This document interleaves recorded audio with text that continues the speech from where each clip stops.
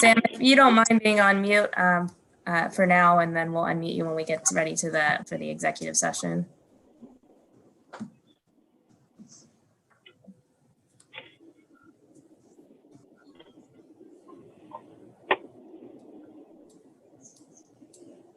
All right, Michelle, are we good to go? Let's see.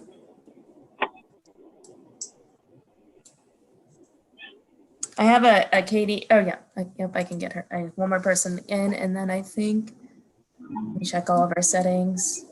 YouTube's working and recording is on. We are ready to go. All right, well, welcome everybody. Today is Monday, October 19th, 2020. Welcome to our trustee meeting. I'll officially call this meeting to order. Ms. Kraft, if you could please call roll. Mr. Rivers? Here. Mr. Grumbles? Here. Ms. Taranto? Here. And we have a scheduled 6 o'clock hearing tonight. So I'm going to recess from our trustee meeting and continue the hearing for the zoning application ZON-20-01 of North Farms Development LLC. And I will turn it over to Ms. Bonnie from here. Okay, great. Thank you. Well, before I would begin, I would like to ask either the chair or council to provide swearing in of the witnesses for this evening. I do have the language on the board if Trustee Rivers, if you don't mind reading that off. Yeah, and I know we have many on the call that are interested in public comment. So being this is virtual over Zoom, I know this is a little bit goofy, but this was recommended, so bear with us. But this is the swearing in of all witnesses. So for anyone who intends to testify, please raise your right hand and be sworn. Do you solemnly swear that the testimony that you shall give shall be the truth, the whole truth, and nothing but the truth? Please state, I do. I do. Yeah. And when it's your turn to offer testimony, please state your full name, address, and affirm that you've been sworn in. And Michelle, you want me to read part 2? Yes, that's because that's for the individuals on the YouTube channel. Okay, so for everyone on YouTube, anyone who intends to offer comments or testimony through the online chat room function also needs to be sworn in remotely.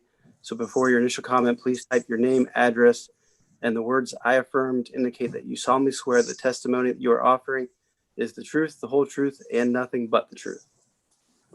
Okay, great. Thank you. So I'm just going to give a brief overview of what I provided to the trustees. The board does have a staff report of the facts of the application and how it's relevant to the comprehensive land use plan.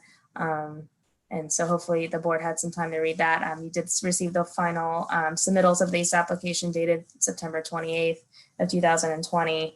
And then for this evening, we did draft resolutions for both of approval and denial for this evening to consider. I know the applicant is here that has a brief presentation, and I believe Todd Ferris will be doing that presentation. So if the board is ready, I can start the presentation for them. Please go ahead. Thank you. Ready, Todd? Yeah, good evening. This is Todd Ferris with Ferris Planning and Design. How are you this evening? Appreciate being here. With me tonight, we also have Jill Tangeman, as well as Steve Kuckler, and I believe Trey Giller with Metro Development is here as well. So we should be able to answer your questions. I will briefly go through our presentation so we can make sure that everybody's up to speed. Next slide, please. This is more of a regional view of our project. It's located at the north or the southeast corner of North Road and Shanahan Road. We're looking at 144 units. This shows the relationship that we have to the existing North Farm subdivision to our immediate west. To our south is North Farm subdivision also that's under construction right now by Rockford Homes. And to our east is the recently approved Jennings Park. And that's one of the big reasons why we're looking at this change in rezoning, because of the active activity fields, the lighting, the parking, in addition to the parking lots or the railroad tracks that are located adjacent to the site. It's just made it a little bit very difficult to market this as single family homes. Next, please. This is an overview of the site plan. During the process with the township and with meetings with the neighbors, we have refined this. Some of the major revisions to this site plan were to basically push the development closer towards the railroad tracks. That was in response to comments that we received from the residents.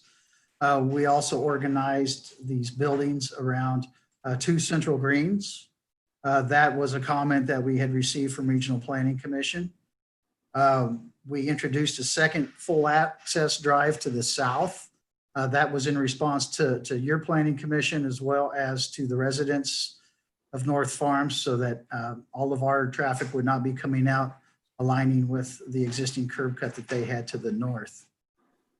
One other comment that we had from Regional Planning was to introduce more 1-bedroom units and less 3-bedroom units, which we have done, and that reduced the scale also of the buildings. And that was, again, a response to a Regional Planning Commission as well.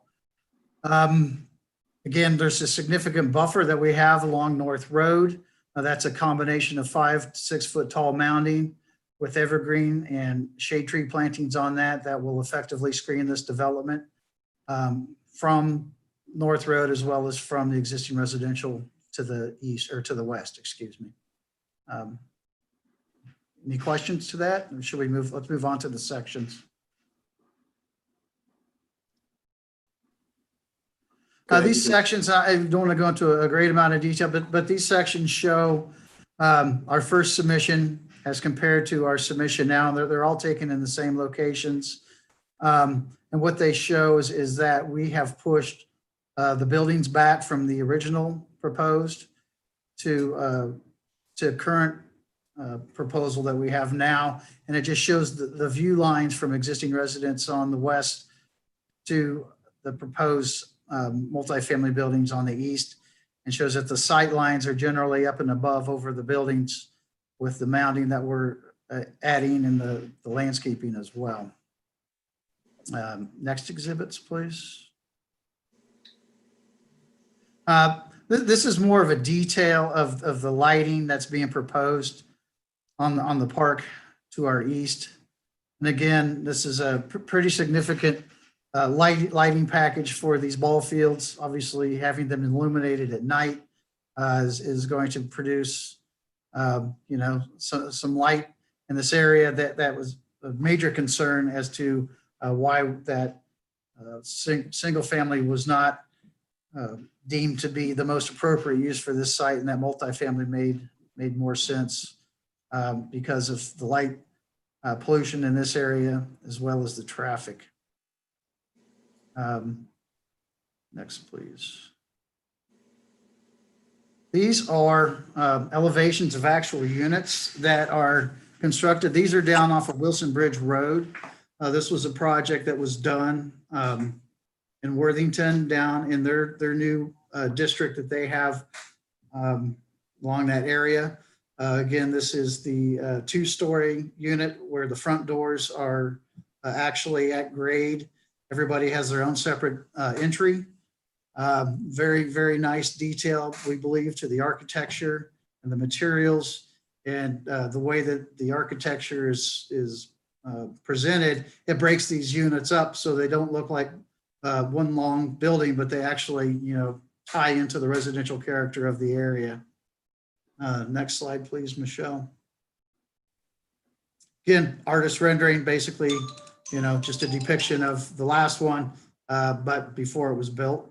Let's go on to the units. Next slides.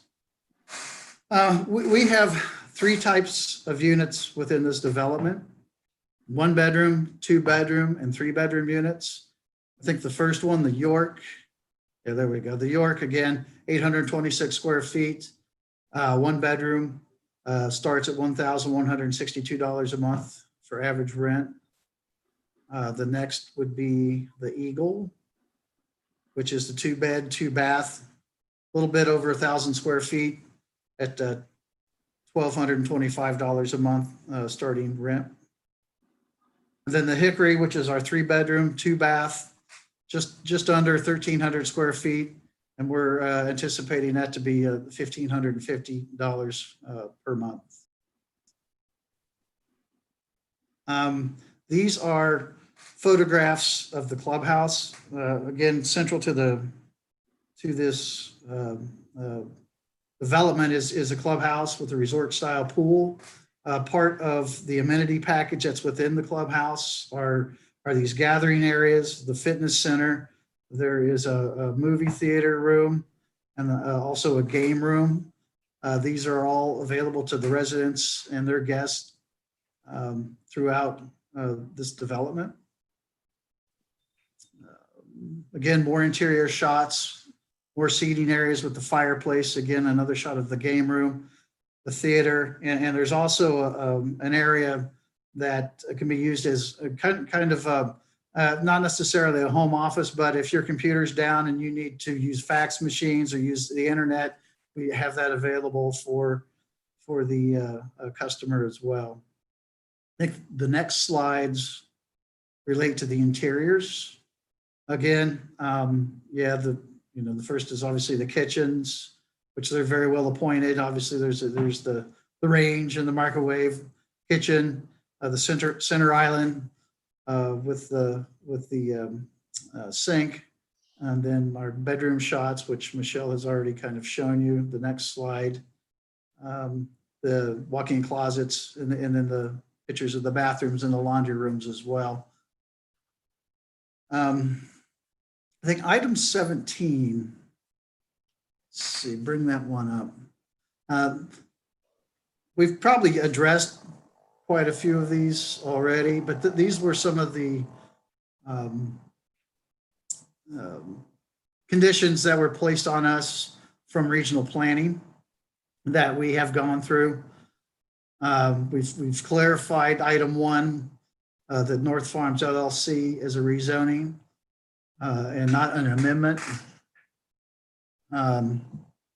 Again, we talked about the 1-bedrooms, consider a building type with fewer units per building, creating a better transition. We looked at that by adding more of the 1-bedroom units to the mix, which also ties into item 3, consider fewer 3-bedroom units, which would further reduce the impact to schools and traffic. And then item 4, ensure that there's sufficient parking for visitors. So what we did was we went through the site plan and added some additional parking for more visitors based on these comments. Next slide, please.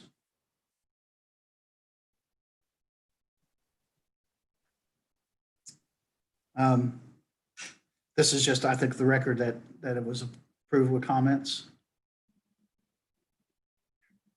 This is Steve. Steven, you're up.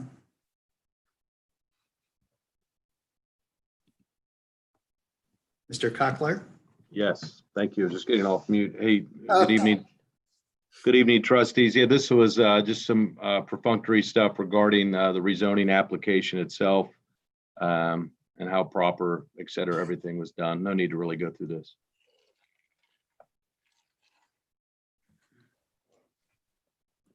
And I would just add that we've been working very closely, the applicant and ourselves, our team, been working in addition to very closely with the township, been working very closely with Olentangy schools.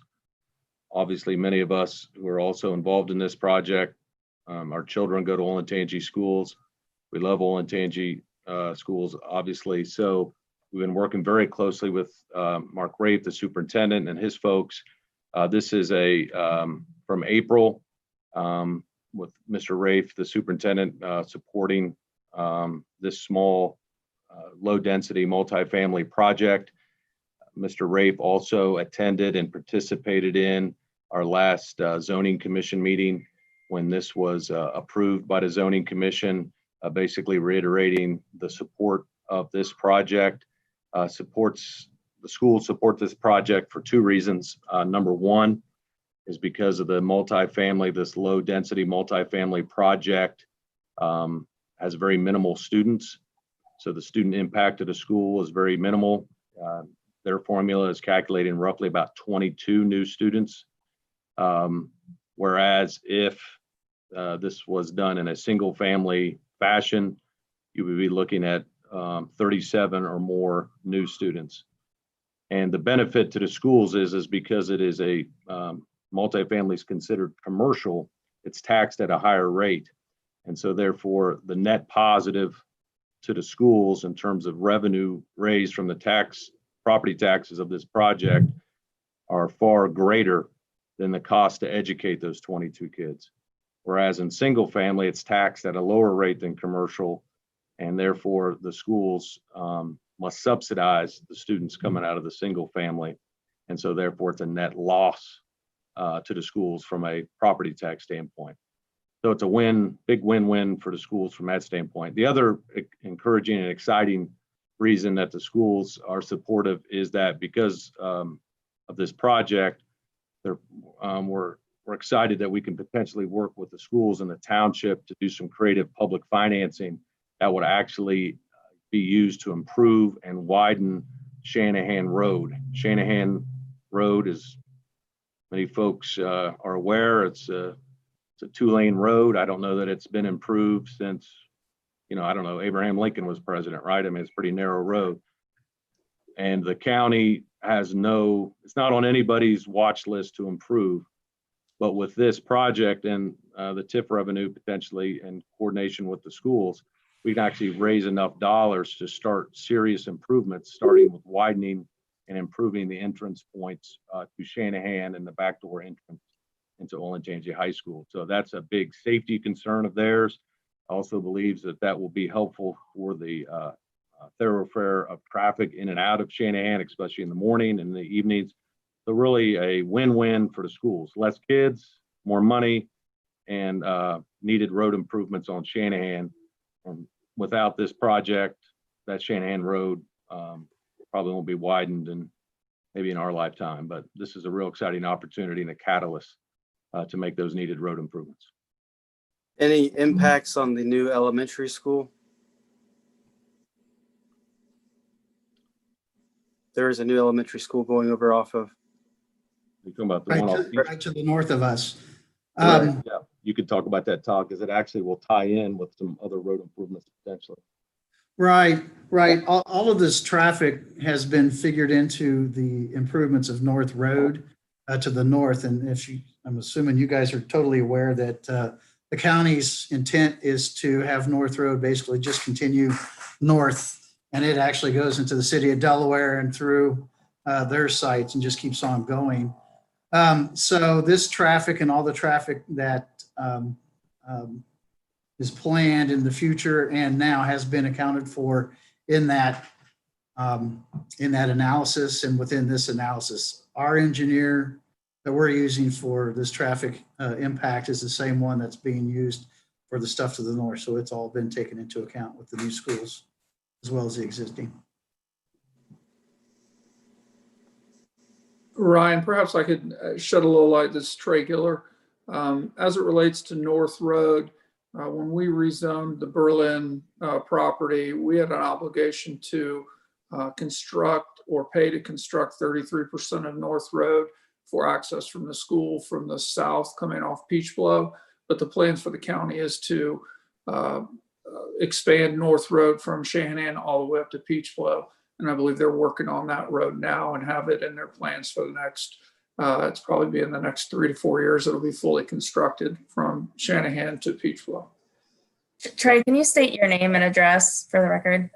Sure, it's Roland Giller, 470 Old Worthington Road, President and CEO of Metro Development. Thank you.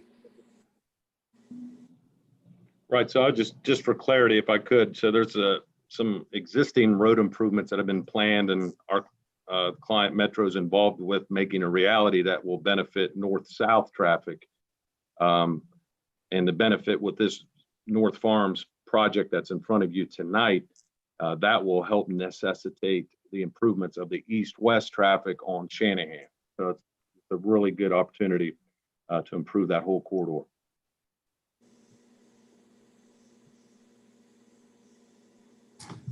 The next few slides, I think, are just more detail of the traffic study. We could get into that, and I think the next one is a comparison. I don't know if you want to go to the next slide. Just shows, oops, back one here. Just the AM and PM peak hours for the multifamily. And I think basically that when you compare this to a single family subdivision, the big thing is that it invariably has less traffic, just mainly due to the amount of children that are within the development. Go on to the other diagrams. I think they really show anything other than the balance of the traffic and how they're split at the intersections. All of this traffic was reviewed again by the county engineer with a change from the single family to the multifamily. So they have looked at this, reevaluated this proposed use with the current use, and have analyzed that and said that no more traffic improvements are required because the traffic impact has not changed due to this being multifamily versus single family. And this study just goes into the detail of that and the findings of our engineer as well as the county engineer. Then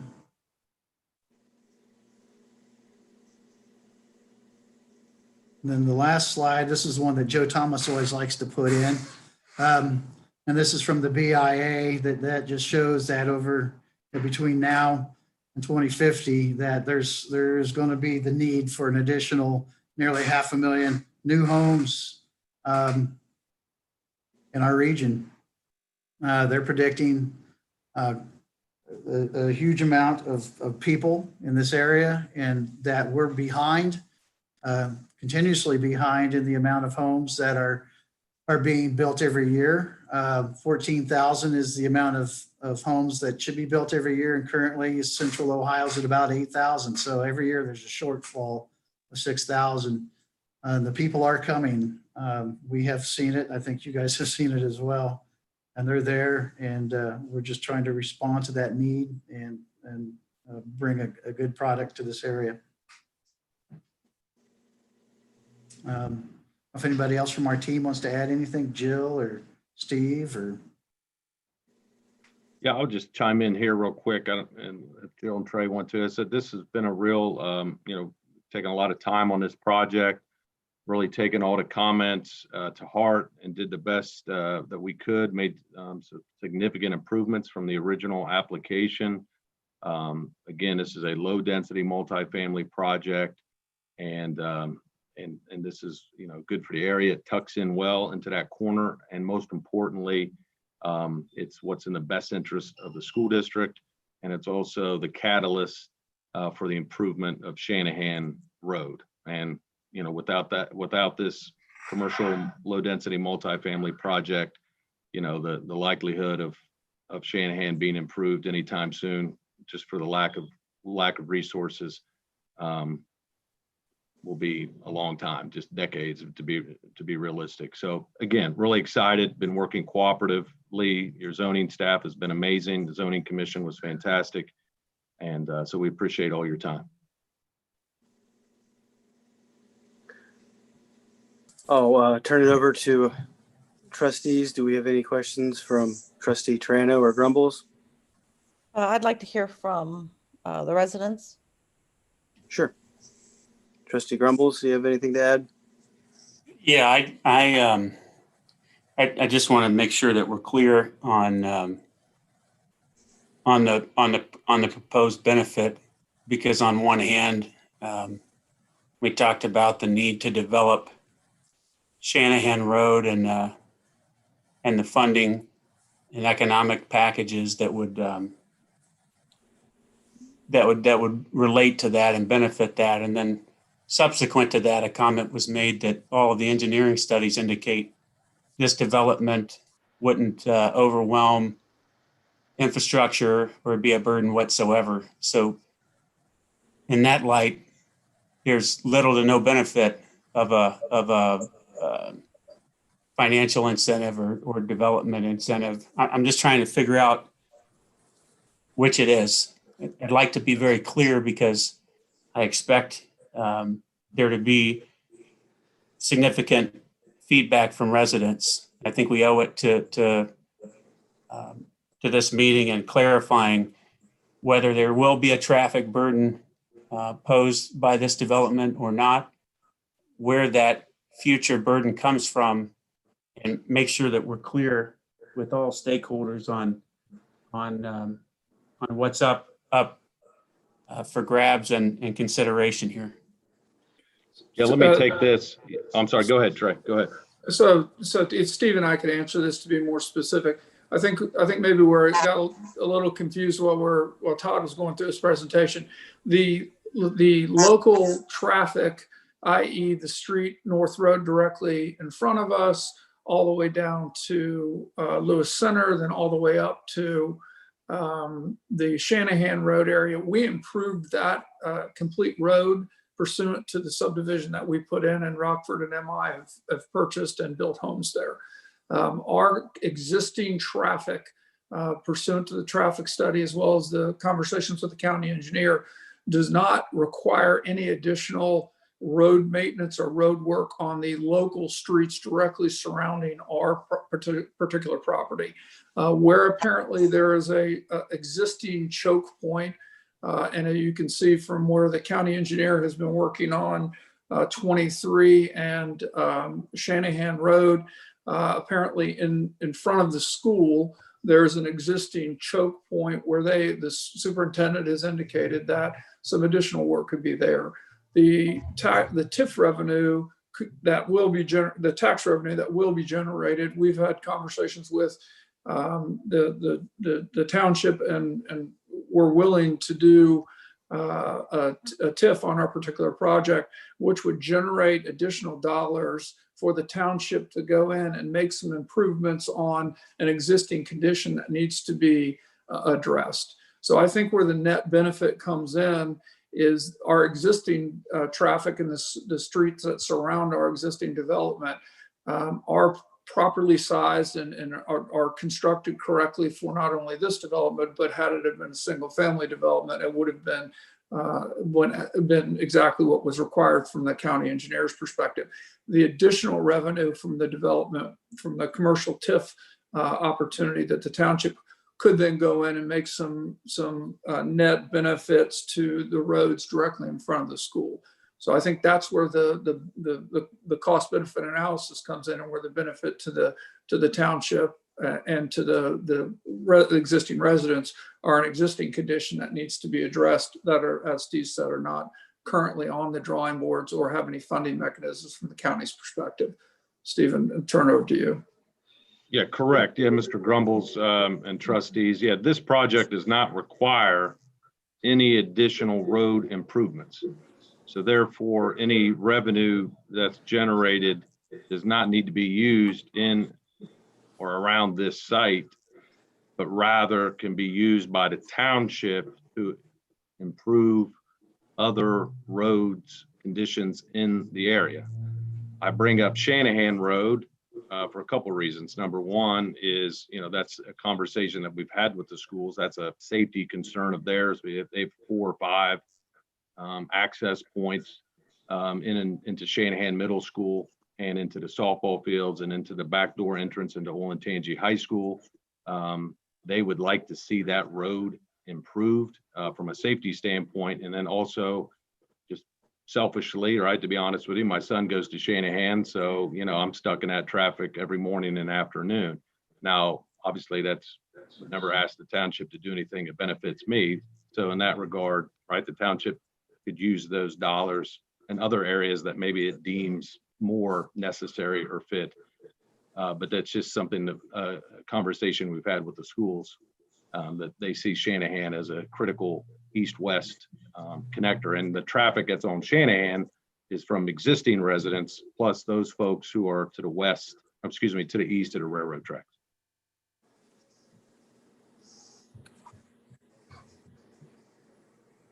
appreciate you guys specifying that. I think it's important to be 100% clear.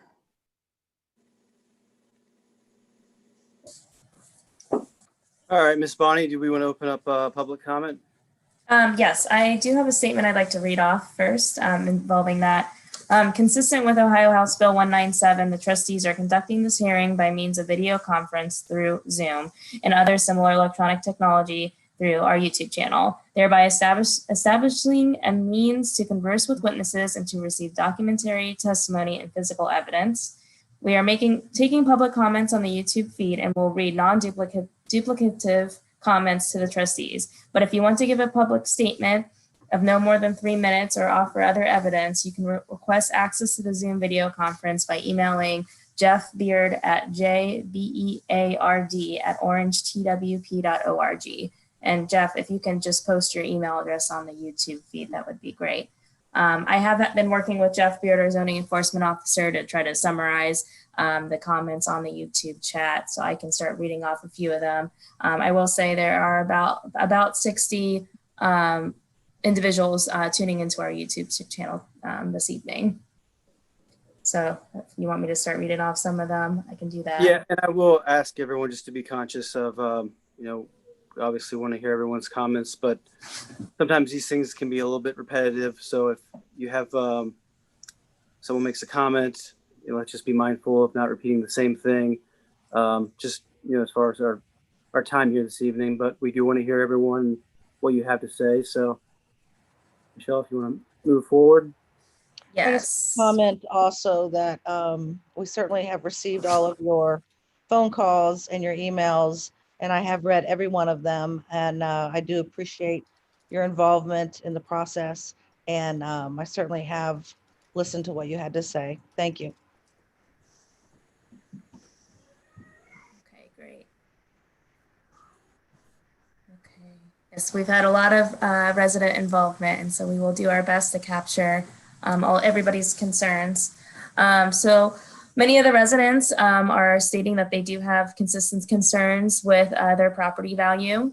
Following that is continuous school and traffic concerns, which I believe that was addressed quite thoroughly this evening.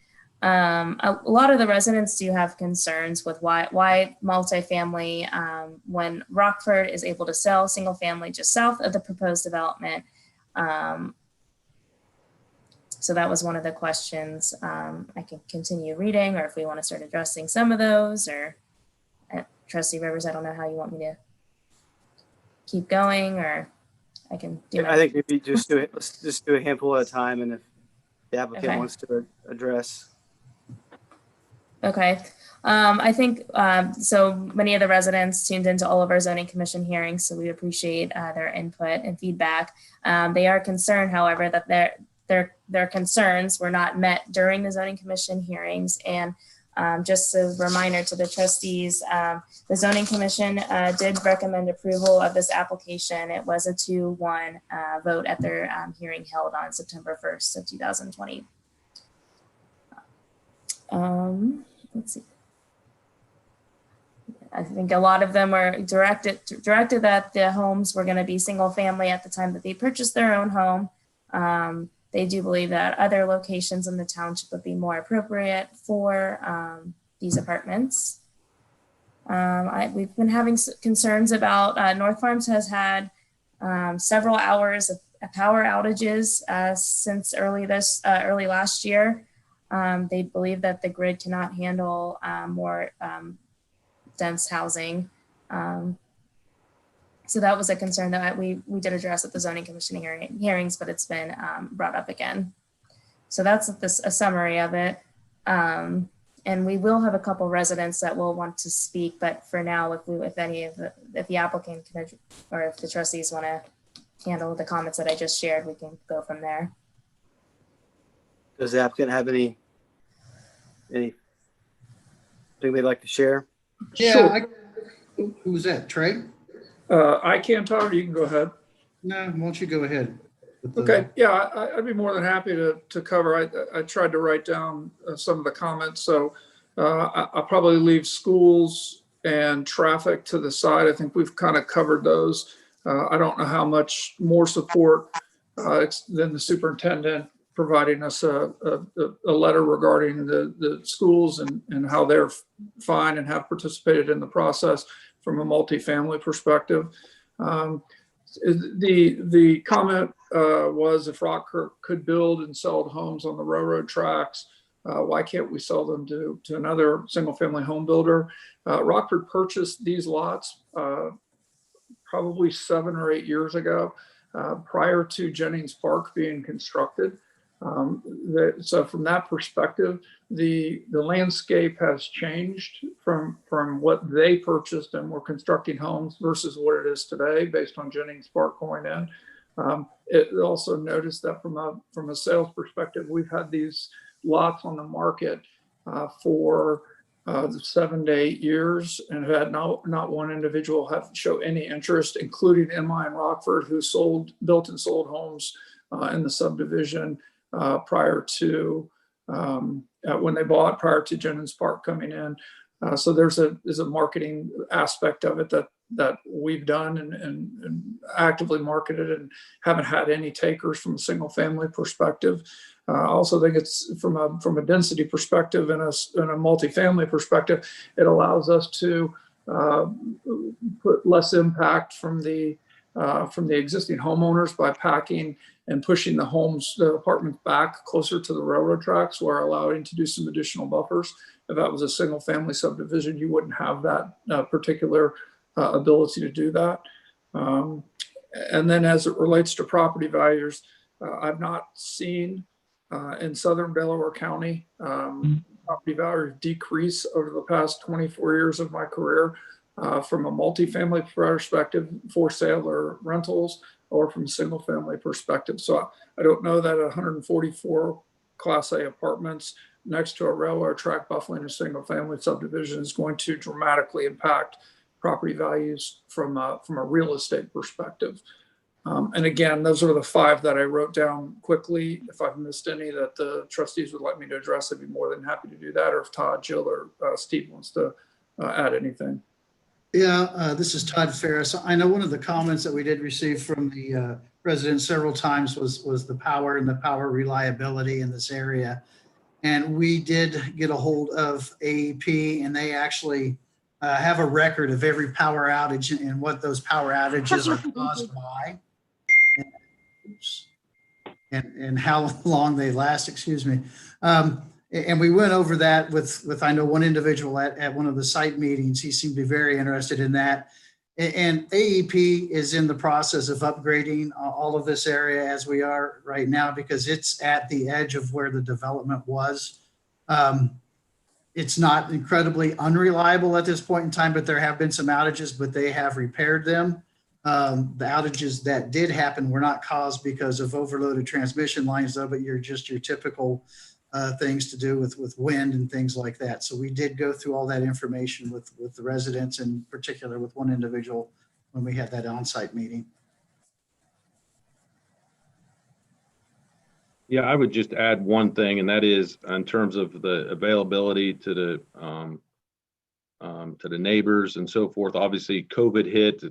Typically when we do one of these kinds of things, we go out and talk to neighbors and all that stuff first, right, before we even make application. Obviously, the COVID-19 hit, and again, go back to March, if we can remember what March was like, right, or what normal was before COVID-19, became an issue. But we've, whether it be availability through emails and contact information with Joe Thomas and myself, we've been, purposely made ourselves more than available. And we also sponsored a public meeting, if you will, set up a tent outside across from North Farms and invited the neighbors to come and ask any questions and so forth. I think we had maybe 6 or 7 folks that actually showed up in that 4-hour time period. And so I understand that obviously public participation is important, and a lot of the public comments we actually utilize to improve the site. And availability to the public always continues, and I think we've done a really good job of trying to continue to be available to them. Are we going to hear from the residents, Ryan? Yes, we're Yes. getting the comments, then we're going to open it up. We're going through the comments first, as Michelle had stated, and then we are going to have open comment through YouTube.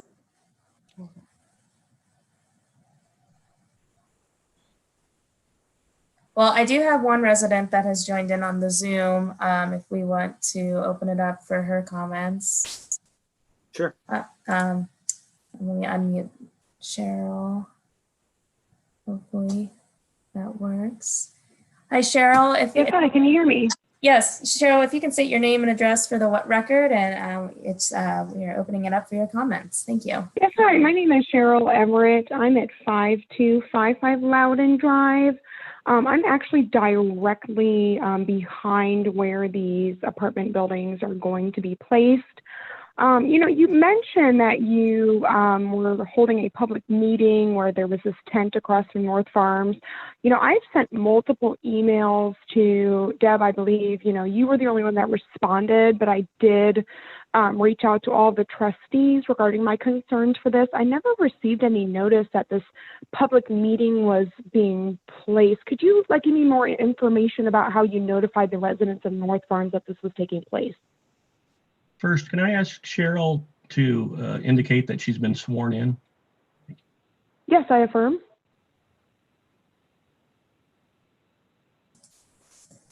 We did send a legal notice out we are legally required to send postcards or letters to residents that are abutting the property within 200 feet. I took the extra step and sent it out to all the North Farms residents.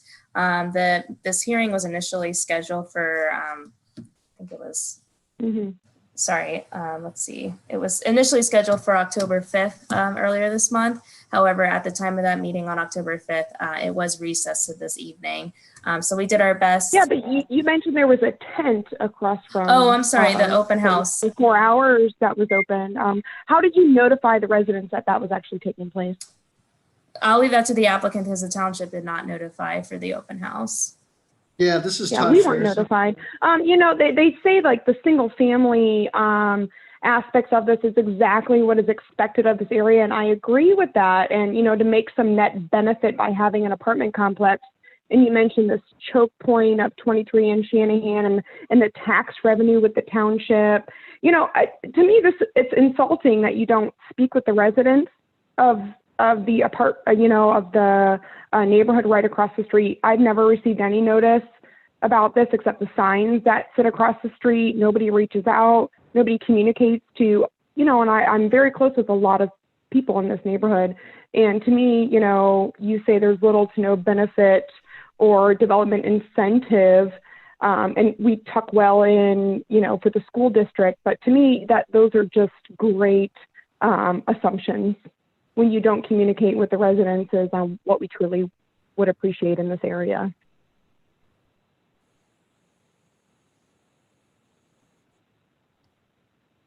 Cheryl, did you Yeah, I have guess I'll take a, yeah, I'm sorry, Trustee Toronto. I was going to just tell you what we tried to do. If I may, is again, the township early on notified by its requirements, everybody throughout North Farms. And there was also a number of. What type of notification was there in place? Yeah, that would have been an official legal notice from the township. And then throughout the process, again, this has been going on since March. And then throughout that process, Michelle Bonney who works for the township, has been accumulating various email addresses, et cetera. And I believe we had 400 or 500 different email addresses of folks who had either made some sort of a comment, suggestion, or something regarding this project. And we then sent out a notice to all those folks. I don't know, sometime in August for the public, for the just tent open house to discuss this. And I know there was a couple of leaders early on that we talked with regarding this project. Did you receive feedback from the residents at your tent session that you had? Yes, of the 7 folks that showed up, some of it was very positive, and some folks had some concerns and questions about the layout, and then had some questions about, some of the questions that we've seen, and we were able to address all those questions for them.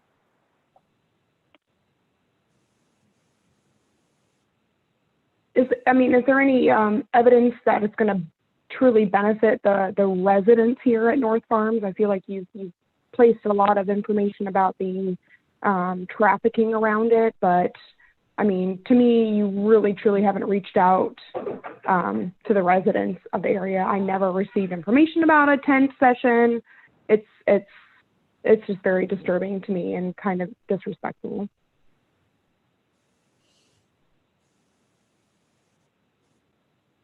Yeah, I apologize. If you live in North Farms and the surrounding area, or have commented over the last 6 months, you would have received something. I apologize if you didn't know about it. More than happy to talk with you offline anytime. No problem. Sure, I appreciate that. Thank you so much for your time. All right, thanks, Cheryl, for your feedback. Let's see if there's any other residents that would like to share any more comment. I don't know, Jeff, if you're on, if there's anything more on YouTube that we should share, that would be great.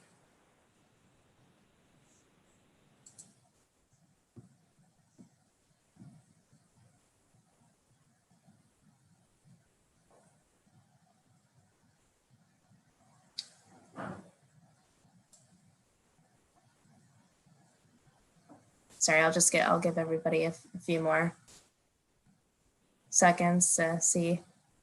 It looks like we're gonna have another resident joining.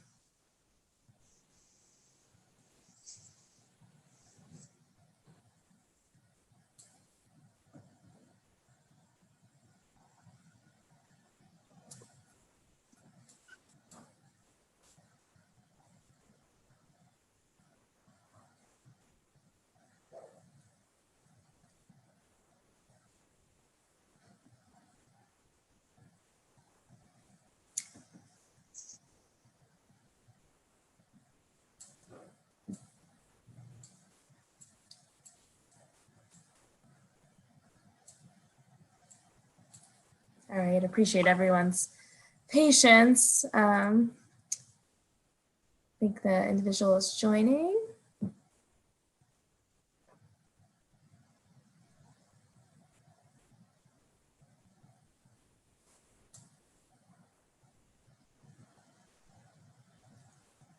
Oh.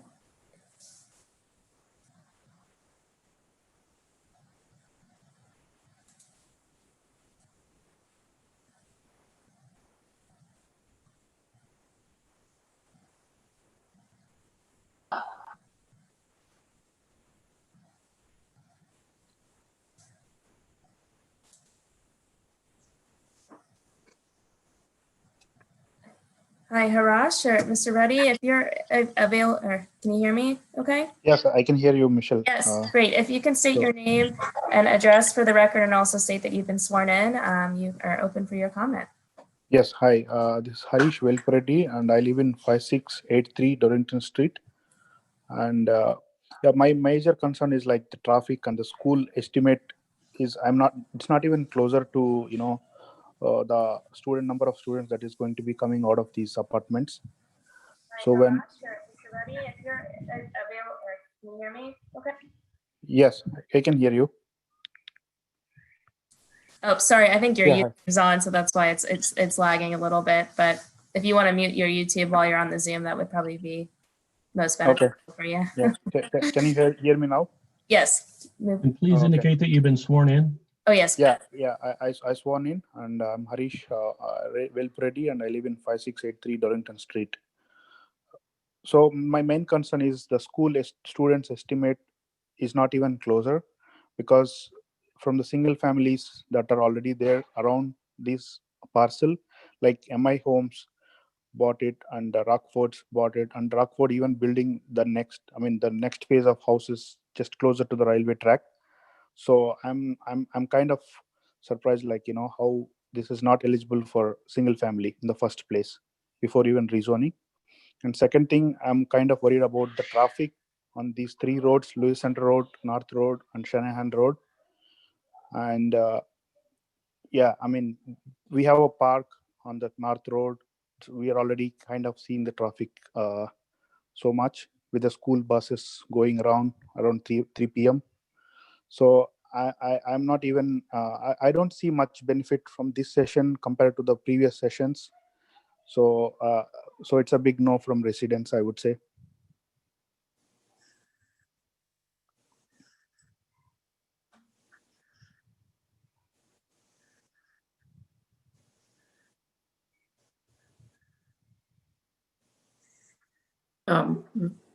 If the trustees would like, I would point to, we don't, the purpose of having the school district weigh in on the school, the facts and figures based on school age children and how many people would come out of a particular type of housing.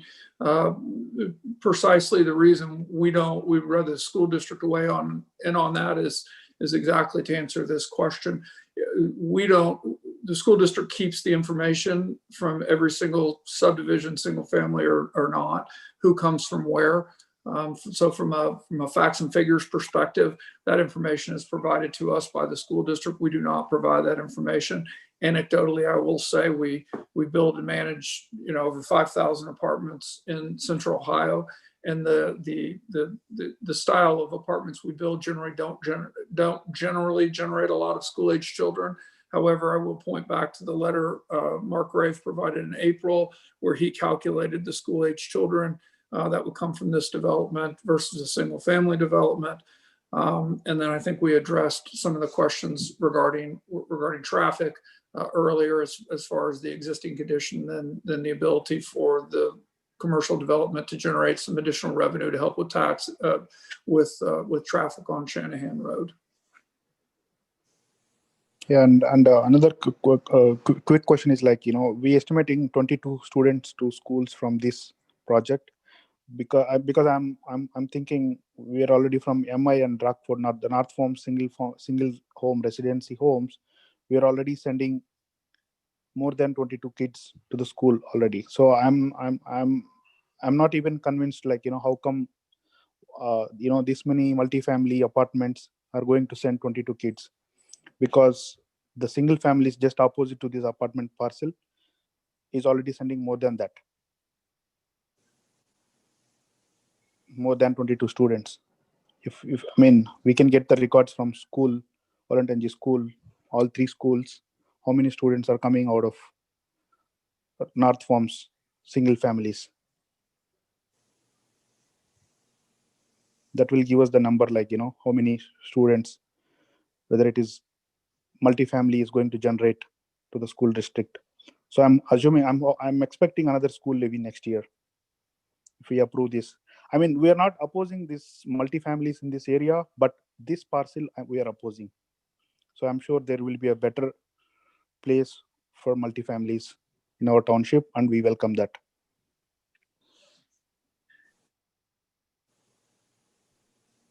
Again, I guess I can only point to the presentation and the information provided by the schools regarding how many school age children they believe are going to come from this development pursuant to their the statistics that they keep throughout the entire school system.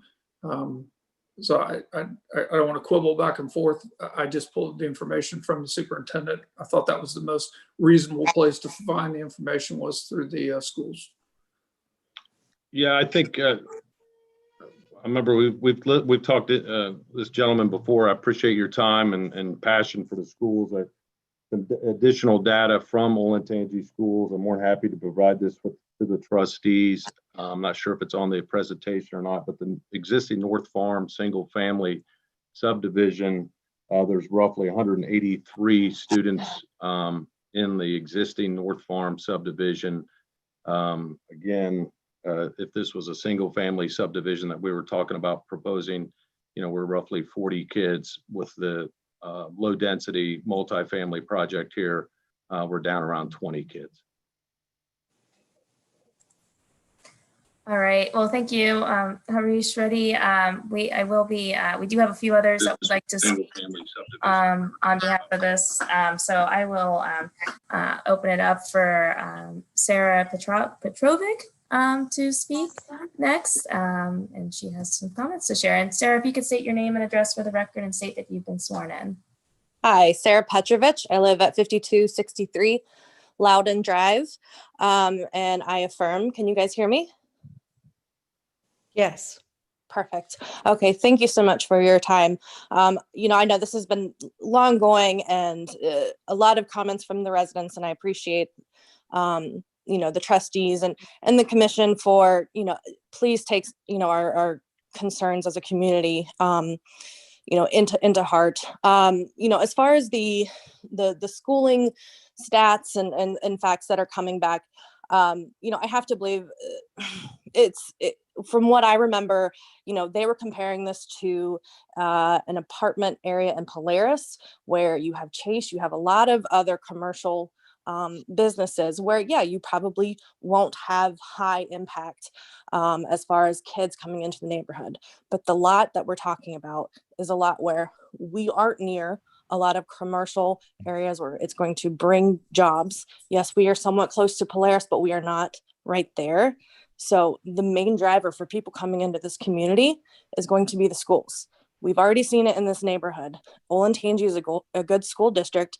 This is what's going to bring people into these apartments. So I get why they stated the numbers that they had, but this is why, for the reasons that I stated, that we're having a hard time believing this because of what you're comparing it to. I third what some of the other residents have said. Orange Township, yes, I think we can grow it, and there are some great lots in this area for apartments. It's not the lot that I can see directly across the street from me. I live across the street from it, and what a lot of the residents have said, my husband and I, we were not addressed. We were never reached out to about this land. And honestly, if you ask anyone who lives within viewing of it, none of us were reached out to.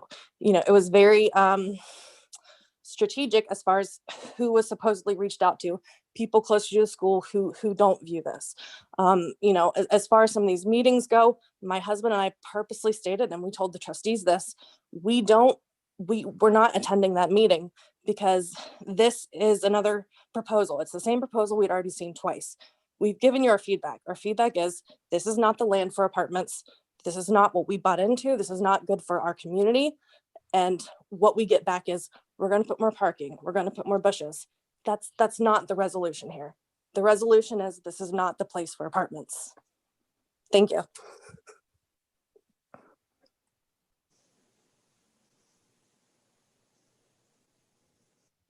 All right, thank you, Sarah. I do have, it looks like Mandy Dennis on here. So Mandy, if you'd like to state your name and address for the record and also state that you've been sworn in, we will open you up for public comment.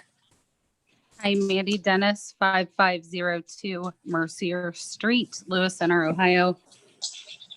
I affirm I have been sworn in. So I really just am coming on here because I feel like our comments in the live chat are skimmed over. And if the trustees aren't able to see those in the zoning meeting, I don't think that you're hearing how opposed to this all of the residents are. We have had multiple meetings ourselves on this. We have attended every single one of these zoning meetings. We have shown up every single time saying how opposed we are to this. We have sent the emails, and every time we end up feeling as if we are just blown over because of the dollar, which I understand is the entire point of all of this.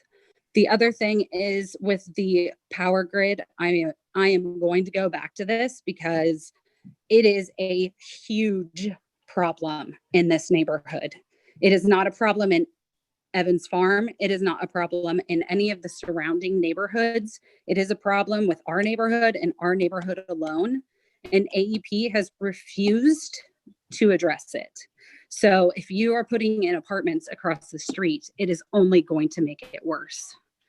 And so I guess my biggest thing is I really hope that you go through and can read the comments and actually see everyone's, so that you're not just getting the skimmed version given to you to make it seem as if we are kind of for this, because there are lots of us that are absolutely against it.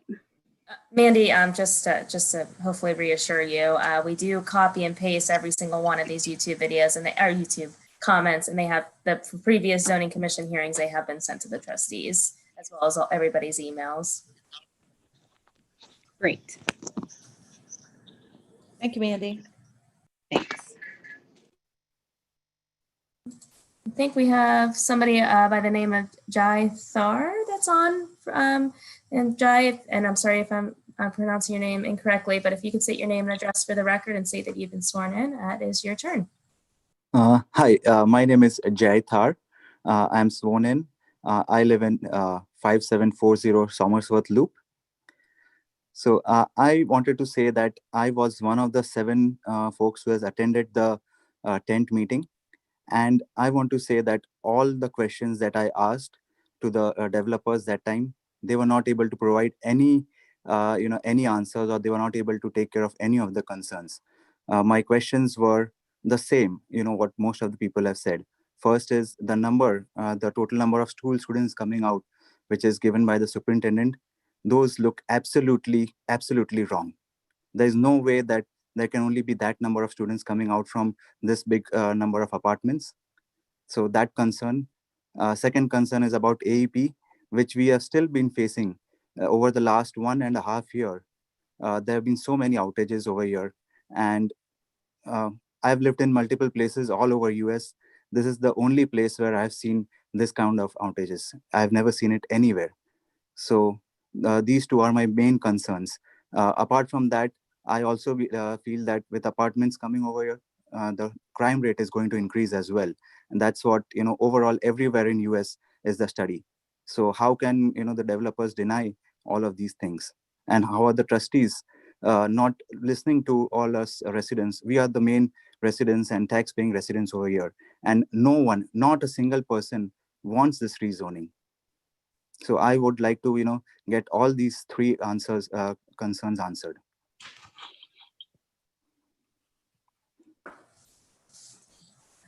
Great, thank you. I think that we do have a couple others, so I'll just continue moving on with everybody else's comments so we make sure everyone is heard.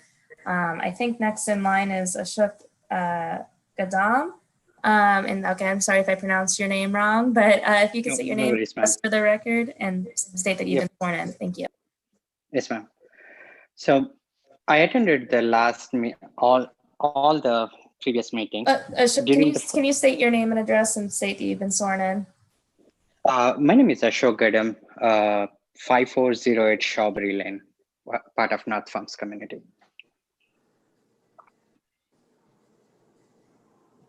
And do you affirm that you've been sworn in? I'm against to this one, whatever they are proposing. Okay. It's all useless, and to be honest, I don't know why everyone is wasting North Farms community people's valuable time. We opposed first meeting, second meeting, and keep on one or the alternate way coming up. And someone else mentioned like they are coming up with the bushes to find a way to sneak out the process and get in.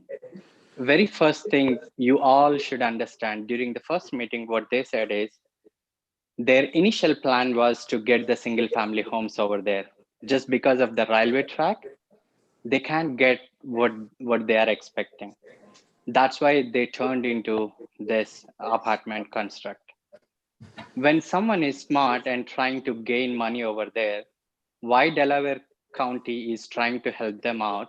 I'm sorry if I'm making it like I feel that way. Delaware County seems to be favored towards the builders. That's what I feel. That's why I'm making that comment. And I really don't understand why Delaware County is helping them. Like every house, my house, I'm paying close to $9,000 property tax.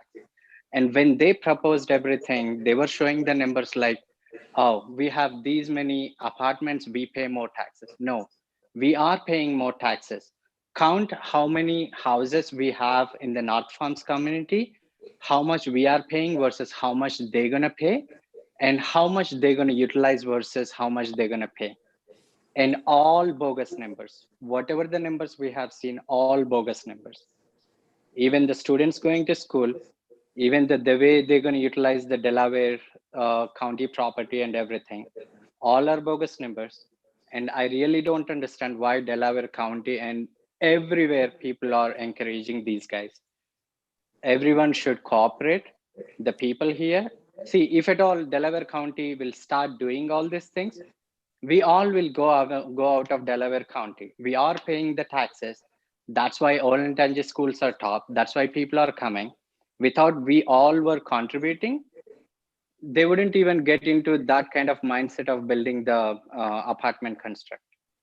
It's all because of we are paying. If we go out, Delaware County will not gonna be the #1 county where they are today. So I would request everyone from the government, please rethink on this and try to be favor towards the North Farms community, not towards a builder who gain more money. We are the poor people. We go on paycheck to paycheck, and we bought single family homes here because we want peace of mind, our kids to be in a better neighborhood. And please don't turn us into South. Please don't do that.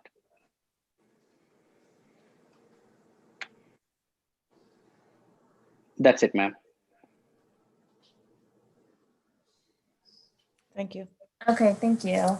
I think we have, well, Rakesh, it's Rakesh iPhone. It says that you are on, but your mic isn't working. So hopefully we can, I don't know if you're just tuning in, but I'm going to move on to the next resident while we can figure that out. So it looks like I have, I think I have Sam A.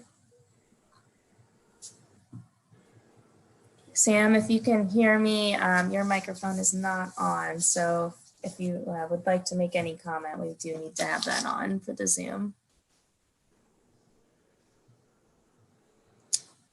I do have Umesh. It seems like your microphone's working. So if you want to have any comment, please state your name and address for the record and state that you've been sworn in.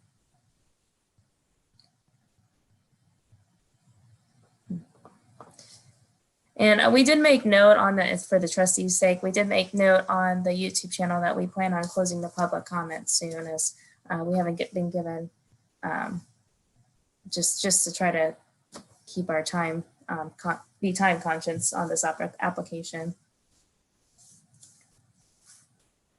So again, just to reiterate, if Umesh, Rakesh, or Sam would like to speak, please unmute yourself and state your name and address for the record and that you've been sworn in.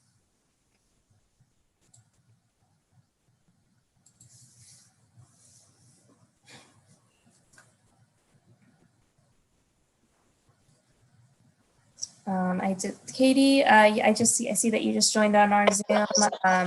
If you would like to share any comments, please state your name and address for the record and that you've been sworn in.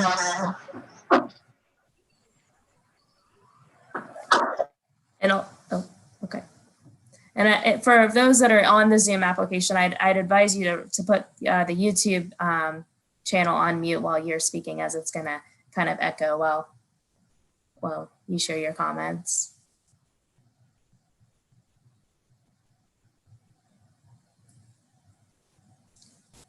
So again, I am Jeff, or if the board is okay, I think we can at least close the public comment on the YouTube channel. I think some other things that Jeff Beard reminded us of is that there's a lot of concerns about the crime, but I know we've addressed that in this meeting as well. But I think it's safe to say we can close the YouTube chat for the public comment, and then hopefully the few residents that are on here left are able to, if they want to speak, to unmute themselves and share their comments now.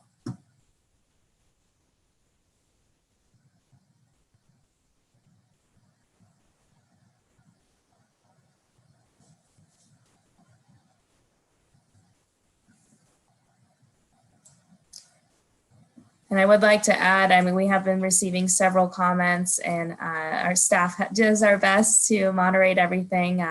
We noticed the strong opposition, and hopefully both the applicant and staff tonight have been able to address hopefully everybody's concerns. And it's can now go to the trustees for further discussion. If I can get the other residents' comments or their microphones to work, trustees, I'll let you know. What's the further process, ma'am? I'm sorry? What's the further process after this meeting? One more meeting to hear the same thing? This could be the final meeting, so the trustees could make a decision for either approval or denial this evening, yes.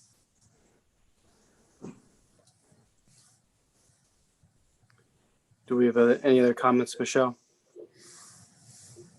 I am not receiving any, but I will ask those that are on the Zoom. If you even want to send me a chat on via the Zoom group chat, we can address those from there too at the time. So as of now, I don't believe I have any other comments. So okay, thank you. Well, with that, we'll close comments. I do want to say to the residents, I can assure you we are listening. We do appreciate your input, your comments. So, as a board, we have the legal process that we extend to all applicants. And with this application, we have an approval from our regional planning. We also have a recommendation of approval from our zoning commission. So that has to be factored into this decision as well. It was touched on earlier as far as the financial benefits or incentives and the possible infrastructure improvements. I think that's something that definitely has to be considered in this decision. However, I don't feel we have a real good handle on, at least I don't, I'm not going to speak for my other board members, but at this moment, I don't think we have a real good handle on where that sits and the benefits and how all that would work today. So I hate to drag this out any further for the applicant, but at this point, I'm not ready to vote. I'd like to have 2 more weeks to consider the financial incentives and get that a little bit more nailed down as far as what exactly that would look like and the details.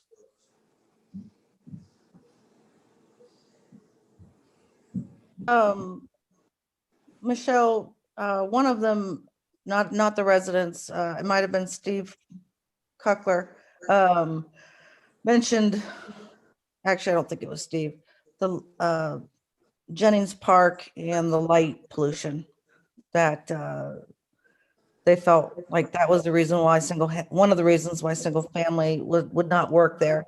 I believe that there was a light study done, correct? And did that show pollution, light pollution flowing into that area where the home would be? So Evans Farm applied for a single family or an amendment to their single family district, I believe earlier it got wrapped up this year. So with the lighting plan, the lighting does increase, but I will not deny that because they sought a variant or a divergence to have higher lighting. But with higher lighting, there is pollution. I'm gonna mute. So it does increase the lighting there than what was approved back in 2015 with the original Evans Farm plan. Does it overflow into where those homes would be? Based on the lighting records we've viewed, it should not hit that land. However, you'll be able to see them. But the lighting itself should not be projecting across the railroad tracks. And then in the comprehensive land use plan 2013, it shows single family homes in that area, correct? Correct. And then again in 2018, it also is single family homes? That's correct. Okay. Mr. Grumbles, I'm willing to move forward with a vote if you are.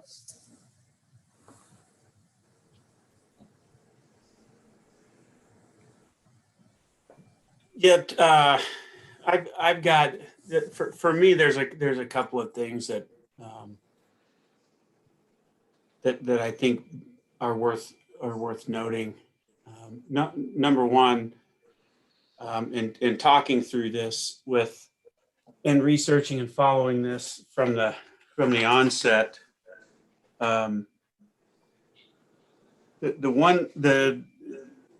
we talk about it being a low density multifamily residential. That comment came up.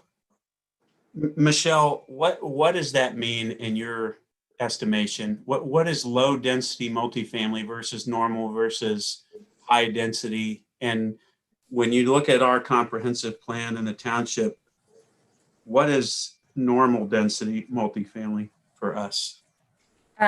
For us, which is in the comprehensive land use plan, which is also considered from most developers a low density number, it is the four dwelling units per acre. Okay, and this is they're proposing it to be 5.99. So it's not in that regard. Do you think it's appropriate to refer to it as low density or high density or medium or normal or what? I think there's two different opinions on that. I think with the staff's opinion, based on what the comprehensive land use plan says, I think it is a higher number for density. However, the marketed conditions, I think it could even be below average. Okay, so average outside of the township is higher than 6, but our township standard is 4. That's correct. And the history of our township, where are we above 4? Where have we approved above 4? We have a couple communities in the township. So the Villas of Olentangy, just a little behind and north of Kroger, that has a high about 6 dwelling units per acre, and also the Oak Creek Apartments along Powell Road has a similar density count. There's one more, but I can't recall that off my head, but I know there's 3. Yeah, and Jolie Orchards, sorry. yeah, Schottenstein with 12 on home. Oh, yes, I'm sorry. The one that was recently approved, the Orange Grand Communities was approved at 10.4. So significantly higher. That was significantly higher, yes. That is the highest density we have in the township currently. So the applicant is proposing much less than that, which is 6. And part of that But Oak Creek is too close to Polaris, right? Oh, I'm sorry, Ashok. I'm gonna have to. We did Comments are over. Yeah. Yeah, we're gonna have to close you for public comment. And I apologize. I also want to address the comments from the residents that were inquiring as to where the board is and what the board's doing. I responded to several emails. We received. It had to have been over 100. I mean, it was a significant influx of emails. They were largely the same. There were variables. I did read each one of them, check my emails daily, and responded to some. But found it, some were even copy and pasted that were sent to us. There's a process that we go through with this that involves a commission and application. Then it comes to the board for consideration. So it's not as if the board is capable of gaveling out an application when it's going through that process. It has to go through and be vetted each step along the way to arrive at our table for consideration, if you will, and that's where we're at today. So I wanted to bring that up. There's a couple of other things. I got a little confused when this was with, I believe it was with Morpsey when I listened to audio of that. But then when it transitioned down to us, I know our zoning commission was in a state of flux. And the large concern for me is that we had 3 members, which is a legal quorum. And Michelle, in talking with you, you brought up that you had requested pause in order to ensure that your fourth zoning member that was still a part of the commission was there, but also that you might be able to get a full commission, and that was rejected. Is that correct? That's correct. Yes, we did try to get a full quorum, and the applicant requested us to move forward with the recommendation, which was the approval. Okay. How many times were you asked to table the request subsequent to your request? Does that make sense what I'm asking you? So your request to table was not granted. You voted 2-1. And then after that, this applicant requested that we table or delay the hearing tonight that we're having tonight at least once or twice. I'm aware of, right? And hopefully the applicant can correct me if I'm wrong. I don't believe the applicant requested any tabling at the zoning commission level. They did request the one tabling when it got to the trustees. Correct. One time only, correct? Or two, was it twice? I thought it was twice. It was once. It was supposed to be Okay. on October 5th. All right. Mhm. Yeah, we're more than happy to address that, Trustee Grumbles. Yeah, we obviously been working in a cooperative fashion with your zoning staff. You know, this has been going on since February. And yeah, off the top of my head, I don't recall ever requesting a tabling until we got most recently in the last month when it came to get to your guys' level. Right. I think Just to clarify, Steve, go I think ahead. the October 5th, I think that was only tabled because the overlay got bumped.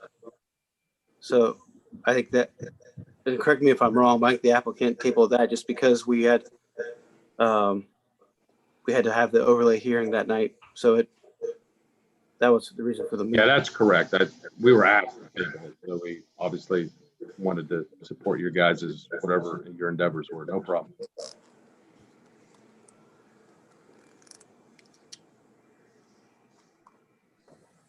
Yeah, I guess the concern is that we also received a notice from one of the commission members that was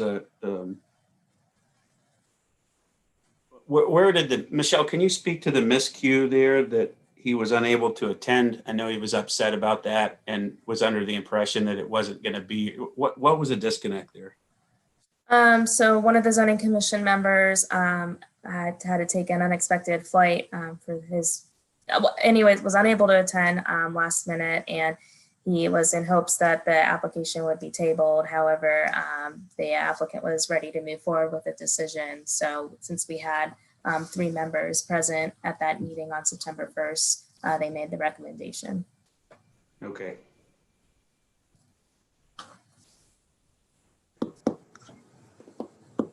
Yeah, and I'll just chime in. If I recall, we met with that zoning commission member was as part of the informal meeting that we had with Michelle and the zoning commission prior to application, and that individual was supportive of our concept.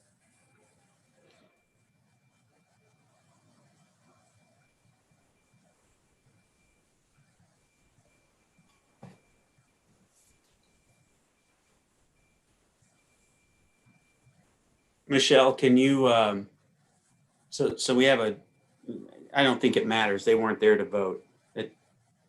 My understanding was not consistent with that. Michelle, I'm gonna allow you to chime in here. I'm not sure if there's an official request to table this for the time being or not from the applicant. And whatever your recommendation is, I'll respect as the head of our zoning. I'm at a position on this where there's a couple of things here that make this difficult. It's a hard decision to make for a variety of reasons. I don't agree with the school's numbers regarding students for multifamily. I do know that I'm a statistician in practice, and I know that average and median and mode and range and all of those things collectively tell a story. You can't go by one specific number, and you need the collective input. There's also something to be said for the dynamic of communities that are proposed. What's the dynamic? What's the number of 3, 2, 1? What's the breakdown of bedrooms? So there's all sorts of variables that make it very difficult to paint each application with a broad stroke brush. I do think that as a township, we have to shift towards a more commercial focus. The problem we have in our township is with the shift towards commercial, we've essentially robbed Peter to pay Paul going back a decade now with economic development activity that I don't support. And I think it's been a bad gesture and a bad I guess hand that we've absorbed. I've communicated that in the past, and I've been consistent with that throughout the campaign that I ran.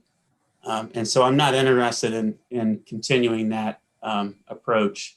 If we're going to bring commercial into the community, take the money that they would bring and set it in a side account as opposed to benefit our schools for sake of developing roads. We're not doing anything to solve our problem with school funding. And in that note, there's economic development opportunities that create new funding streams that are well noted. They're unique to Ohio and have been shot down in the past periodically that we need to focus on and talk through and look at how we can leverage. But I don't agree that there is tremendous financial benefit in a TIF for this property, whether it's township or county. It would allow us to fix roads and do some benefit. Shanahan's a shared road. It's a unique road. We're short on our roadway and infrastructure funding right now. Everybody in the township knows that. Leadership wise, our residents, I'm not sure do. So I'm not sure what we do, but I can tell you that the more we take money and don't put it in our school system and set it aside for any cause, we're not creating new revenue, we're displacing it. The burden on the schools is staying the same or increasing. So I'm not, if we're pausing to talk through economic incentives, a TIF isn't going to change anything for me. I think it's a good opportunity to discuss TIFs for the township, but Michelle, I'm going to yield to you and shut up now and let you make a decision and have our applicant chime in. Okay, thanks, Trustee Grumbles. I'm not, I believe the board is ready to make an action that they should this evening. Staff has been preparing for this. I think the applicant, I don't want to speak for the applicants on behalf, but I will say I would almost put the onus on the applicant for doing such tabling requests. So if that were to be delayed, I would like to make sure they were having consensus over that. I'm not sure if our legal counsel would like to say anything more than that, but I do believe the board could be ready for a decision this evening, but ultimately it is up to the three of you. And just as we had public comment, I don't want to duplicate or reiterate the same feelings here, but there's a lot of layers to this. I just want to make sure we get it right and everyone's comfortable and 100% in their vote. And there's just still some things here I'd like to consider. So that's where I'm coming from. Michelle. This is Trey. So I guess as the applicant, I mean, we feel like we continue to work with everybody to try to come up with a reasonable solution instead of just going away, right? As developers, the North Farm development is there because we developed it. It wasn't there because someone else developed it. It was there because we developed it. People didn't want us then, right? And people don't ever want development. The development requires to grow. And to Trustee Grumble's point, there is some true benefit to economic development. And this particular development will generate additional revenue, whether it's for tax revenue for the schools. I think from a school perspective, that the superintendent doesn't just take one subdivision of one of our subdivisions or apartment complexes to say, oh, this is how many is generated from this particular subdivision. He takes it, the entire school system, comes up with the numbers and provides the numbers as you see them here today. So I think from a school's perspective, they've weighed in on that. The AEP issue, I can't speak to AEP. I can suggest that when we develop and continue to develop, they will bring more resources online, just simply because as development comes, they will adjust their systems and continue to upgrade. But with that said, I mean, I think I would suggest that we table to a date certain. We follow up with the schools to make sure they are crystal clear on the information they've provided us. Perhaps we set a meeting with AEP to try to figure out exactly what the situation is with the power and see if they come up with some kind of plan, if they have one. And then I think as it relates to the TIF and as it relates to the revenue generated, be more than happy to provide more information on that. I think those three things were kind of the key. Besides us just going away and not being developers and developing Warren Township, even though we've done it for the last 30 years, I think those are the things, the takeaways that I think we can provide some additional background information on, and hopefully some clarity that will give the board a better understanding of what we're trying to bring to the table with this particular development and the net benefit that we see to the area. We're not just leaving this ground as vacant property for the next 20 years and really not helping anyway from generating any revenues whatsoever, except for the property tax revenue.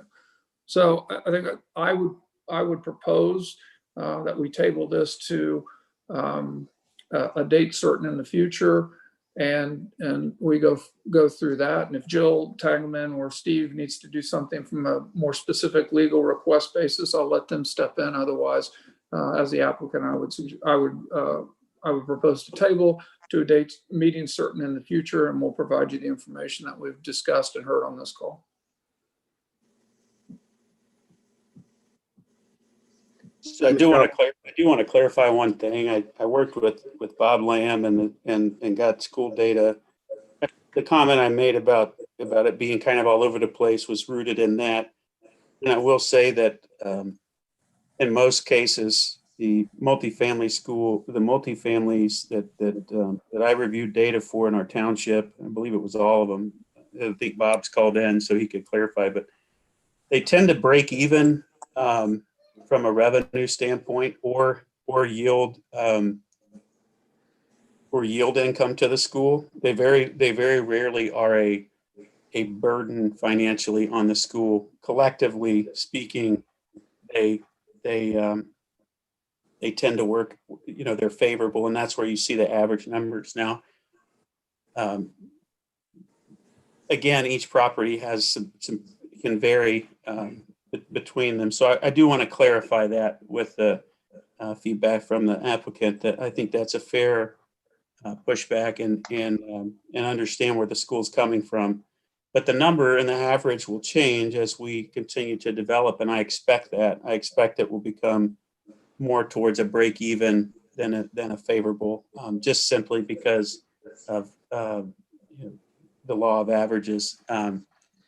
Single family, on the other hand, is always a loss. It's never a break even for us. So it's always a draw based on our current dynamic. So it's important, just from residents, I want to make sure they understand that research was done across the board on this. And I made some strong comments. So I'm not walking them back, but I'm adding some clarity and make sure they know that.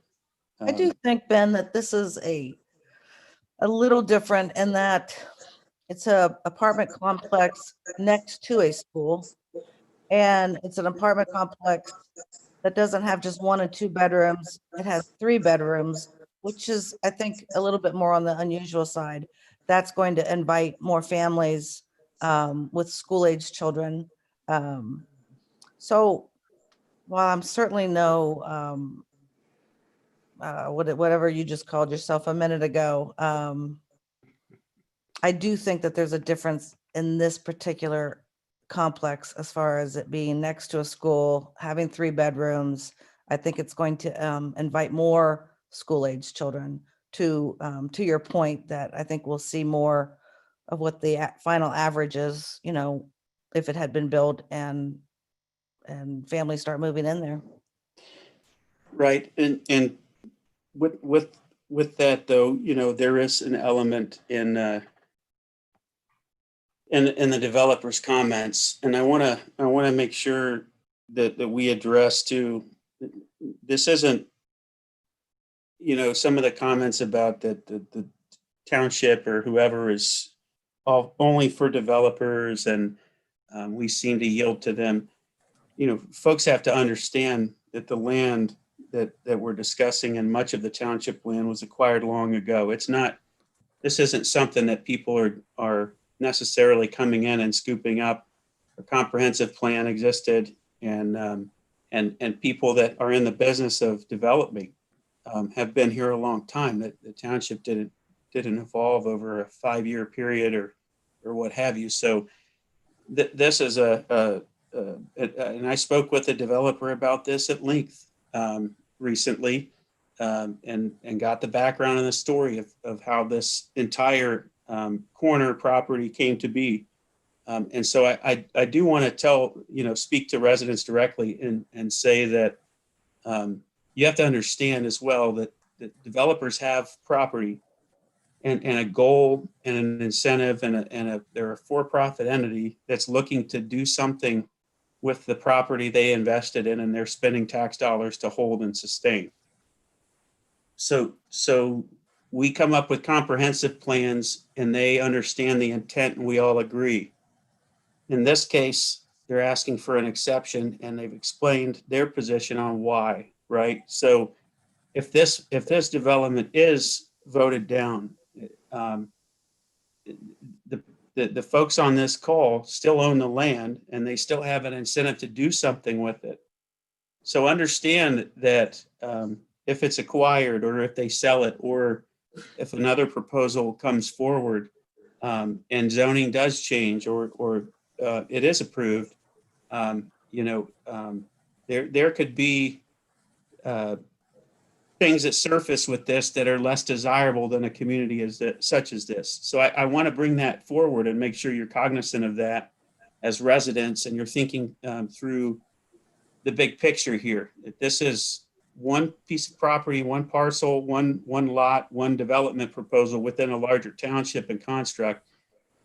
The developer and owners here, and if we do decide to table this, I would ask that we sit back and talk through.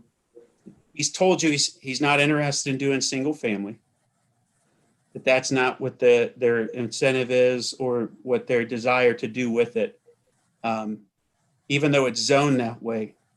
So as opportunities surface, they're going to apply and go through this process repeatedly until something sticks, until they can develop it and have it not be a cost center, so that they can actually make money and turn a profit, right?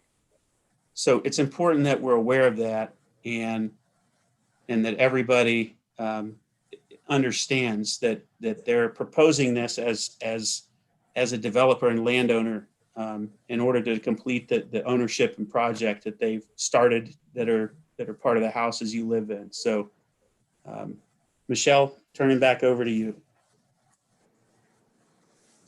Well, if the applicant is, is acceptable to the tabling request. Yeah, and Michelle, I just wanted to chime in as legal counsel for the applicant, and we are requesting that it be tabled. It sounds like there's enough open questions that maybe we need to do a little homework and come back with some further answers. Jill, can you state your name and address? Oh, I'm sorry. Jill Tangeman, Vorey, Seymour and Pease, 52 East Gay Street. And you've been sworn in? Yes. Mm-hmm. And this is Joe Durham, Michelle, counsel for the trustees. I just want to make sure that when we talk about tabling, that we're going to leave the hearing open and continue it until a date certain, so that if you were to close the hearing tonight, you would have 20 days to make a decision. But but it sounds like some of the trustees want some additional information. It sounds like the applicant has some additional information they would provide. So I just want that language to be clear in an agreement that we're continuing this hearing until another night. Michelle, what do you think as far as a time frame? Well, I would ask, I mean, the applicant, it's based on some of the things that you have indicated that you would like to work on and share with the board. How long do you think you all need to provide such information? I would, again, this is Trey Giller. I would suggest that we would need more than 2 weeks to come up with some additional information based on the comments that I've heard in the areas that I'm going to focus on. So I would think we'd be able to pull all our information together for, whatever the next meeting would be 2 weeks from now. Michelle, I don't have you guys' calendar. Joe obviously does more of this than I do. So if that's an appropriate 2 weeks, whatever Well, that next meeting would be. If we were to do it 2 weeks, so the next meeting is 2 weeks from now. So we would want those materials prior to the hearing date. So typically we would ask, usually we send out the agenda on Wednesday before. So that would give you about 10 days. Is that, or even less than that? So Our November meetings are November 2nd and the 16th. Would the 16th make more sense? That's fine. We'll go with the 16th just to give her an appropriate amount of time. That's acceptable. And I also encourage you all to continue trying to reach out to the residents on this too, as they clearly have several concerns. Absolutely. All right, you need a motion? Do we want to say 6 p.m. on the 16th? That's Okay. fine with me. I'll make the motion to continue. And pull this up here. Ryan, if I can just add before you make the motion, just Yep. for residents' sake, because there are some individuals on this Zoom application and the YouTube channel. If there is anything additional you would like to share, feel free to post it on YouTube now, or send either Jeff Beard or I, Michelle Bonney, an email, and we will pass that along to the trustees. Thank you. So I'll make the motion to continue the hearing for zoning application ZON-20-01 of North Farms Development LLC to November 16th, 2020 at 6 p.m.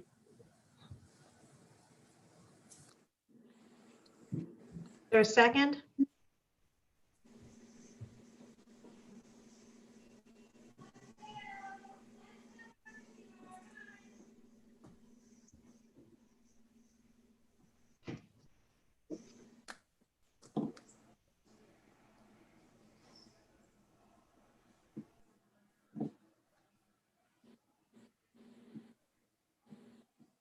Hello?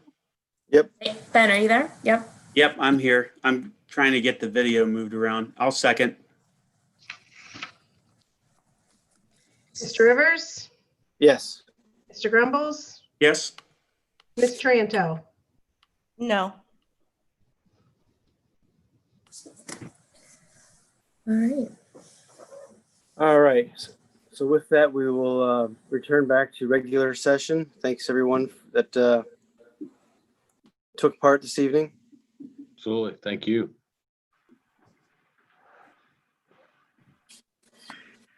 All right, with that returns us back to regular session. First item, do we have any agenda changes for this evening?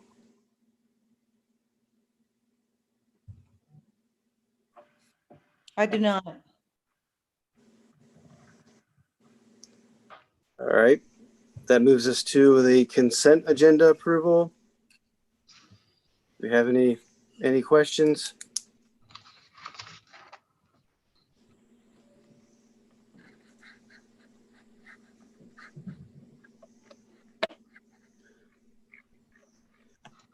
And since I made the motion for the zoning. Are you giving that resolution 348? Well, so I made that first motion, so I should probably start at 349, right? Yep. And do we have more than one? Yes, there's 3 in total, so to go to 351.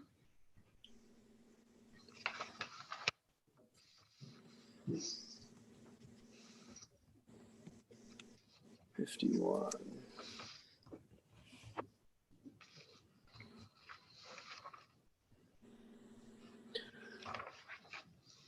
All right. I'll make the motion to approve resolution 20-349, approving the electronic record of the proceedings from regular meeting held June 15th, 2020. Second? Mr. Rivers, Yes. Ms. Taranto, Yes. Mr. Grumbles, Yes. I'll make the motion to approve resolution 20-350, approving purchase orders and now purchase orders and blanket purchase orders as listed. Second? Mr. Rivers, Yes. Mr. Grumbles, Yes. Ms. Taranto, Yes. And I'll make the motion to approve resolution 20-351, which is the approval of expenses, acceptance of reports, meeting schedule, and meetings required by law. Second? Mr. Rivers, Yes. Mr. Grumbles, Yes. Ms. Taranto, Yes. All right, that takes care of our consent agenda. So we have an executive session, and I'm going to ask everyone to bear with us, being that this is over Zoom, and we have several that are going to take part for different portions. And we are not going to put that towards the end, so we don't leave residents hanging, not knowing when we're going to come back. Well, we've got some that are waiting to take part, so I would say this shouldn't take any more than a half hour to an hour. But we do have some others that are scheduled to take part in this that are waiting. So, Andrew, can you help me here as far as who is to take part? Certainly, and I think Michelle can double check me on this. It looks like Brian Zetz, Jason Ray, Andrew Sapp, Katie Townsley, Colleen Arnett, Henry Arnett. And Andrew, I'm sorry, I need to add them individually while you say it, so I just want to make sure I. Tell me where I went too fast. Let me. After Brian Zetz. Yeah, after Brian Zetz. All right. So I was trying to do the micro machine guy thing. I guess I should. All right. Brian Zetz, and then Jason Ray. Okay. Andrew Sapp. Andrew, I think that's Tara Sapp on this. Yes. Okay. Katie Townsley. Mm-hmm. Colleen Arnett. Okay. Henry Arnett. Okay. He can correct me if I'm wrong, but I believe Sam Szymanski. Got it. Myself and the 3 trustees. I think, Chief Noble as well. Okay. Alrighty. So I guess what I'm going to do is I'm going to open up this break room, and then those that are in the executive session will have a button to click to say that you would like to join. So just let me know if that's not working for you, and then we'll probably have to call you in at some point. So once I open the room, we go into executive session. So do we need to make a motion to go into executive? Yeah, we're at 352, correct? Mm-hmm. Is that right, Ms. Kraft? Yes, we are. So I'll make the motion to approve resolution 20-352 to enter to executive session pursuant to RC 121.22G1 to consider the discipline and or dismissal of a public employee. For B, pending and imminent litigation. C, promotion and compensation of a public employee official. Second? Mr. Rivers, Yes. Mr. Grumbles, Yes. Ms. Taranto, Yes. And just for the record, sorry, I'm going to stop the recording and stop the live stream, and we'll create a new one after the executive session.